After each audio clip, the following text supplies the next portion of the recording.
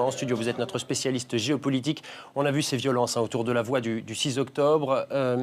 Aucun des deux partis, pro et anti-Morsi, ne semble chercher le compromis. Où en est-on, Harold ?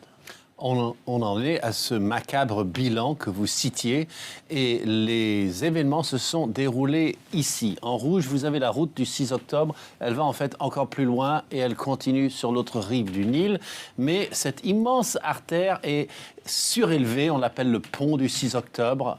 Partout, sur tout son parcours. Donc, les pro-Morsi ont grimpé dessus et ça aurait bloqué complètement tout le trafic sur toute cette longueur-là. Sur toute cette longueur-là. Je l'ai prise, c'est interminable. C'est comme une espèce d'autoroute en pleine ville surélevée. Et ils allaient bloquer ça.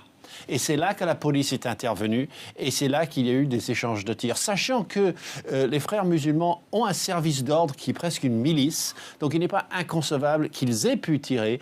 Et la police, elle, est accompagnée d'auxiliaires qui, eux, sont en civil. Il n'est pas inconcevable qu'eux aussi, ils aient eu la gâchette facile. Et depuis très longtemps, la police se fait malmener en Égypte et là, un petit peu envie de se rattraper. Sinon, ça, c'est le centre névralgique du camp des pro-Morsi. Et ici, place Tahrir, bien évidemment, ça c'est le centre névralgique des anti-Morsi, de ceux qui soutiennent actuellement le général Al-Sisi. Alors justement, le général Al-Sisi, ministre de l'Intérieur, nous met l'homme fort de l'Égypte. Est-ce qu'avec cet homme, on ne se dirige pas vers une dictature ? C'est la question qu'on se demande. Donc, il a des pros et il a des anti. Il a des bons points, de mauvais points.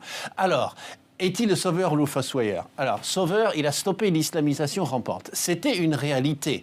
De plus en plus, la mainmise des frères musulmans sur tous les rouages de l'État sous couvert de légitimité.